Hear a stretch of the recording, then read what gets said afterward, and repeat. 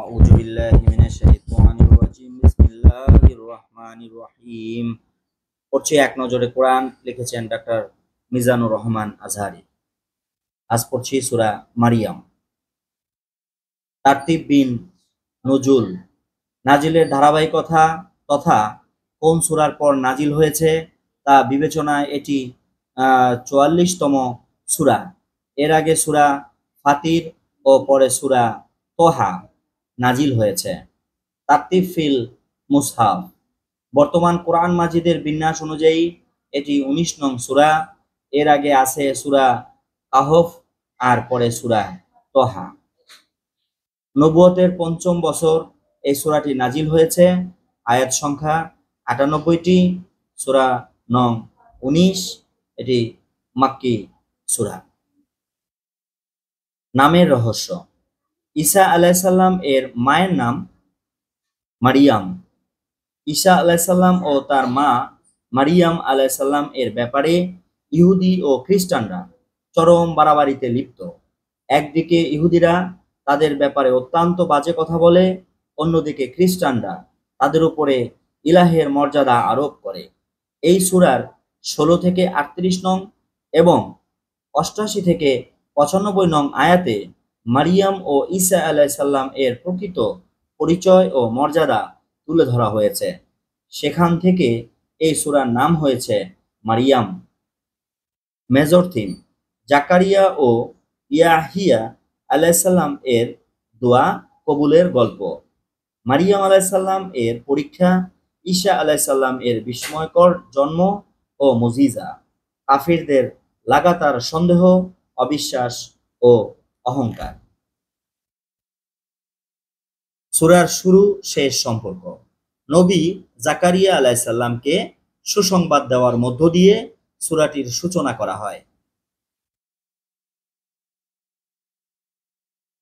আল্লাহ তাআলা এর মাধ্যমে মুমিনদেরকেও সুসংবাদ দেন। আবার সূরার শেষে কোরআন নাজিলের উদ্দেশ্য সম্পর্কে আল্লাহ তাআলা বলেন, যাতে সেসব লোককে হুঁশিয়ার করতে পারো যারা সত্য গ্রহণ না করে ভ্রান্ত যুক্তি দিয়ে তর্কবাজি করে। সূরার শুরু শেষ মিলিয়ে পুরো কোরআনের বৈশিষ্ট্য উঠে এসেছে, একই সাথে সুসংবাদদাতা ও সতর্ককারী। অন্য সূরার সঙ্গে সম্পর্ক। এই সূরার আগের সূরা সূরা কাহফ, যেখানে আসহাবে কাহফের বিস্ময়কর কাহিনী বর্ণনা করা হয়েছে, তেমনি এই সূরা অর্থাৎ সূরা মারিয়ামেও এসেছে দুজন নবী ইয়াহিয়া আলাইহিসসালাম ও ঈসা আলাইহিসসালাম এর জন্মের বিস্ময়কর কাহিনী। শানে নজুল। সূরাটি কোন পরিস্থিতিতে নাজিল হয়েছে তা দেখতে গেলে এর নাজিলের পরের সময়টা দেখতে হবে। মক্কার কুরাইশদের অত্যাচারের মাত্রা তখন ভীষণ তীব্র। নির্যাতন থেকে বাঁচার জন্য নবীজি কিছু মুসলিমকে হাবশায় পাঠিয়ে দিলেন। তাদেরকে ফিরিয়ে আনতে কুরাইশদের দুজন নেতা সেখানে হাজির। সেখানকার বাদশাহ নাজাশী তখন খ্রিস্টান ছিলেন। তার কাছে ওই দুজন গিয়ে কানপড়া দিতে লাগলো। মুসলিমরা ঈসা আলাইহিসসালামকে নিয়ে বদ ধারণা পোষণ করে, এমন মিথ্যা অভিযোগও করল তারা। নাজাশী তাদেরকে তলব করে ব্যাপারটা জানতে চাইলেন। মুসলিমদের পক্ষ থেকে জাফর আলাইহিসসালামের কথা বললেন। এসব ব্যাপারে সূরা মারিয়ামের যেমন বিবরণ এসেছে আর নবীজি যা শিখিয়েছেন তার সবটা বললেন তিনি। সবকিছু শুনে নাজাশী বুঝতে পারলেন এটি অবশ্যই আল্লাহর কালাম, আর ঈসা আলাইহিসসালাম এর ব্যাপারে কোরআন যা বলেছে তাই সম্পূর্ণ ঠিক। তখন তিনি মুসলিমদেরকে নিরাপত্তা দিলেন। কাফিররা ফিরল খালি হাতে।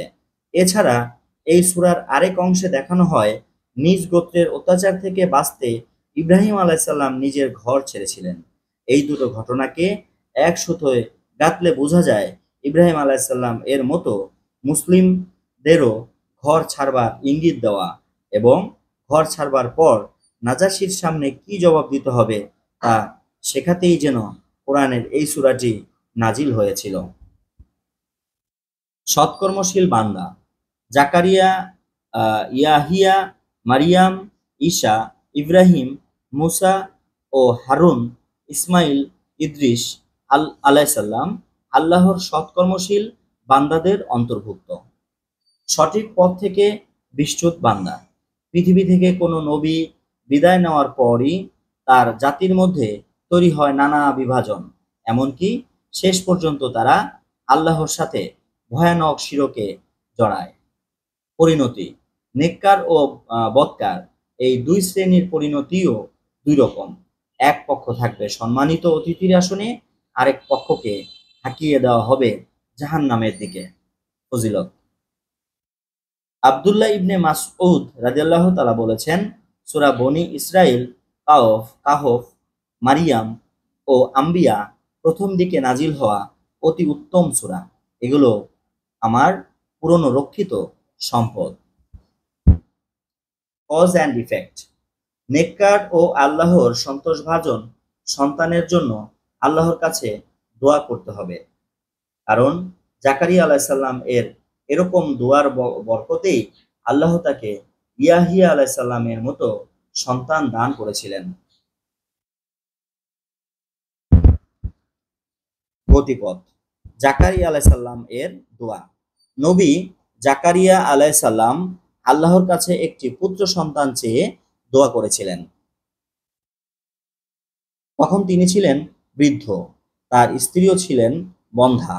এমন অবস্থায় আল্লাহ করুণা করে তাদেরকে সন্তান দান করেন। 2. ঈসা আলাইসাল্লামের বিস্ময়কর জন্ম। বাবা ছাড়াই জন্ম নেন ঈসা আলাইসাল্লাম, তবে তার মা মারিয়াম ছিলেন নির্মল চরিত্রের অধিকারী। ঈসা আলাইসাল্লামের জন্ম ছিল আল্লাহর একটি মুজিজা। আল্লাহ যা চান তাই করতে পারেন। নবীদের আগমন ও ওহীর ভূমিকা। আদম আলাইসাল্লাম থেকে শুরু করে মুহাম্মদ সাল্লাল্লাহু আলাইহি সাল্লাম পর্যন্ত বহু নবীকে আল্লাহ পৃথিবীতে পাঠিয়েছেন। তারা সবাই আল্লাহর পক্ষ থেকে মানুষের মাঝে পৌঁছে দিয়েছেন আসমানি পয়গাম। কাফিরদের প্রতি সতর্কবার্তা। সূরার শেষ ভাগে পরকালের দৃশ্য ফুটিয়ে তোলা হয়েছে। এর মাধ্যমে কাফিরদেরকে করা হয়েছে হুঁশিয়ার। ওভারভিউ: বৃদ্ধ বয়সে জাকারিয়া আলাইসাল্লামকে আল্লাহ সন্তান দান করেছেন। তার নাম রেখেছেন ইয়াহিয়া, পরে তিনি নবী হন। মারিয়াম আলাইসাল্লামের চরিত্র ছিল উত্তম। তার ছেলে ঈসা আলাইসাল্লামের জন্ম ছিল বিস্ময়কর। ঈসা আলাইসাল্লামকে খ্রিস্টানরা বানিয়েছে আল্লাহর সন্তান। এছাড়াও তাকে ঘিরে জড়িয়েছে জঘন্য শিরকে। 34 থেকে 40 নং আয়াত। শিরকের বিরোধিতা করায় নবী ইব্রাহিম আলাইসাল্লামকে তার জন্মদাতা পিতা দেশ সাথে বাধ্য করে। 41 থেকে 50 নং আয়াত। মূসা, হারুন, ইসমাইল ও ইদ্রিস আলাইসাল্লাম এর ঘটনা উল্লেখ করা হয়েছে। 51 থেকে 65 নং আয়াত। পরকালে অবাধ্যদের ও শয়তানদের একসাথে জাহান্নামের কিনারে হাজির করা হবে হাঁটু মোড়া অবস্থায়। 66 থেকে 75 নং আয়াত। সঠিক পথে চললে ভালো কাজ করার সুযোগ বাড়িয়ে দেওয়া হয়, আর ভ্রান্ত চিন্তার দরুন শাস্তির পরিণাম বৃদ্ধি পায়। 76 থেকে 80 নং আয়াত। যারা কুফরের পথে চলে তাদের জন্য শয়তান নিয়োগ করা হয়। আল্লাহ সন্তান নিয়েছেন এমন ধারণা অত্যন্ত জঘন্য। 81 থেকে 95 নং আয়াত। আল্লাহ তাআলা ঈমান ও ভালো কাজের প্রতিদান হিসাবে মুমিনদের একে অপরের ভেতর ভালোবাসা সৃষ্টি করে দেবেন। 96 নং আয়াত। কোরআন সহজ ভাষায় নাজিল হয়েছে যাতে এর মাধ্যমে মুত্তাকিদের সুসংবাদ দেওয়া ও ভ্রান্তদের হুঁশিয়ার করা যায়। 97 থেকে 98 নং আয়াত। Case study.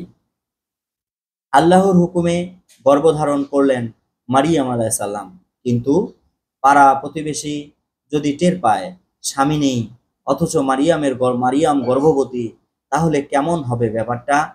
বিশ্রী কথাবার্তা শোনাবে, চরিত্রে কালো দাগ বসাবে। তিনি তখন লোকালয় ছেড়ে চলে গেলেন দূরের এক জায়গায়, উঁচু কোনো পাহাড়ে। একটা খেজুর গাছের গুঁড়িতে বসে পড়লেন। বিড়বিড় করে বললেন, হায়, আমি যদি মরে গিয়ে স্মৃতি থেকে হারিয়ে যেতাম, তখন পাহাড়ের নিচ থেকে এক ফেরেশতা ডাকলেন তাকে, সান্ত্বনা দিয়ে বললেন, মারিয়াম, একদম দুশ্চিন্তা করবেন না, আপনার রব আপনার জন্য একটা নদী বানিয়ে দিয়েছেন, ওটা আপনার আওতায় থাকবে। আপনি বয়ে চলতে আপনি বয়ে চলতে বললে বয়ে চলবে, থামতে বললে থেমে যাবে। আর এই যে খেজুর গাছ, ওটা ডাল ধরে ঝাঁকি দিন, টুকটা পাকা খেজুর পড়বে। সুতরাং সেসব খেজুর খান, নদী থেকে পান করুন আর চোখ জুড়ান। এখান থেকে কোনো কোনো তাফসীর বিশেষজ্ঞ মত দিয়েছেন যে গর্ভবতী কিংবা সদ্য মা হওয়া নারীদের জন্য খেজুর অত্যন্ত উপকারী খাবার। বর্তমানে দেখা যাচ্ছে ডাক্তাররাও গর্ভবতী মহিলাদের নিয়মিত খেজুর খেতে বলেন। খেজুর একদিকে মায়ের পুষ্টি ও শক্তি যোগান দেয়, তার শারীরিক দুর্বলতা ও মুড সুইং কাটাতে ভালো ভূমিকা রাখে। অন্যদিকে সন্তান ভূমিষ্ঠ হওয়ার পর পিচ্ছিল রাখে, ফলে নর্মাল ডেলিভারির সম্ভাবনাও অনেক বেড়ে যায়। সমস্ত প্রশংসা আল্লাহর, যিনি কোরআনকে মানুষের জন্য শিফা হিসাবে পাঠিয়েছেন। রিফ্লেকশনস। এই সূরা ইয়াহিয়া আলাইহিস সালামের বৈশিষ্ট্য বর্ণনা করতে গিয়ে আল্লাহ বলেছেন, সে ছোট থাকতেই তাকে দিয়েছিলাম আসমানি কিতাবের মর্ম বোঝার ক্ষমতা, আমার পক্ষ থেকে কমলতা ও পরিশুদ্ধি, আর সে ছিল আল্লাহর ভয়ে ভীত ও পিতামাতার অনুগত। সে অহংকারী অবাধ্য ছিল না। শান্তি তার উপরে যেদিন আম, শান্তি তার উপরে যেদিন তার জন্ম হয়েছে, যেদিন সে মারা যাবে আর যেদিন তাকে জীবিত করে ওঠানো হবে। সুফিয়ান ইবনু উম, ওয়া ওয়া ইন আলাইহিস সালাম বলেন, একজন মানুষ তিন অবস্থায় নিজেকে সবচেয়ে অসহায় ও একলা অনুভব করে। এক, যেদিন সে জন্ম নেয়, কেননা মায়ের গর্ভে যে জগৎটা এতদিন সে দেখেছে, এখন পুরোপুরি ভিন্ন একটা জগতে তার আগমন হলো। যেদিন সে মারা যাবে, কারণ কবরের জগৎটা তার বড্ড অপরিচিত। আর তিন, যেদিন তাকে কবর থেকে পুনরায় ওঠানো হবে, সেদিন নিজেকে সে আবিষ্কার করবে কোটি কোটি জনতার ভেতর। কিন্তু হায়, কেউ কারোর সাথে কথা বলছে না, তাকাচ্ছেও না। তো এই তিনটি করুণ মুহূর্তের মুহূর্তের ব্যাপারে আল্লাহ তাআলা ইয়াহইয়া আলাইহিস সালামকে অভয় দিয়েছেন। সুতরাং দু চোখ বুঝে একটি গভীর ভাবনায় ডুব দিন তো আপনার সামনে পড়ে থাকা বাকি দুটি সময়ের একাকিত্ব টের পাচ্ছেন কি? যদি পেয়ে থাকেন, তবে এখনই নিজেকে বদলে ফেলার চেষ্টায় নেমে পড়ুন। তাহলে আপনার জন্য থাকবে এই সুসংবাদ, শান্তি আপনার উপরে, যেদিন আপনার জন্ম হয়েছে, যেদিন আপনি মারা যাবেন, আর যেদিন আপনাকে জীবিত করে ওঠানো হবে।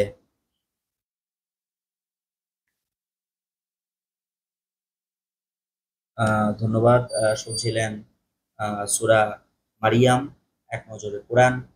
আল্লাহ রাব্বুল আলামিন আমাদের সবাইকে কোরআন এবং সুন্নাহের আলোকে জীবনযাপন করার তৌফিক দান করুন। সকলে বলুন আমিন। পরবর্তী ভিডিওতে সূরা তহা পড়ার আশাবাদ ব্যক্ত করে আজকের মতো ভিডিও এখানে শেষ করছি। সকলে ভালো থাকুন, সুস্থ থাকুন। আসসালামু আলাইকুম ওয়া রাহমাতুল্লাহি ওয়া বারাকাতুহু।